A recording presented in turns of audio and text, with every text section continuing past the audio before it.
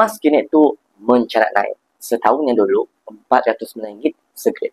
Hari tu dah RM588 segram. Senyum lebar je siapa dah simpan emas fizikal tu. Di Public Gold, mun bajet si berapa besar, kami galakkan bermula dengan 1 dinar emas dulu ataupun RM100 dulu. Kena pilih 1 dinar tu perempuan. Paksa diri simpan 1 dinar tu sebab tu adalah antara pilihan yang paling mudah dan paling murah untuk newbie gold saver tu. Nak beli rumah, mahal nak. Jadi, kita boleh kumpul emas tu dulu sikit-sikit dan kelak boleh jual dan jadikan deposit rumah yang pertama. Boleh juga set matlamat yang lain dan target beberapa dinar untuk kumpul dan capai matlamat. Contoh, kami nak pergi umrah 2 tahun lagi. Jadi, target untuk kumpul 5 dinar supaya dapat ibadah dengan selesa. Kesimpulannya, bila kita ada matlamat yang jelas, barulah kita sentiasa untuk bermotivasi untuk menyimpan dengan konsisten setiap bulan. Jadi, nak mula menabung emas, tuan-puan boleh follow kami.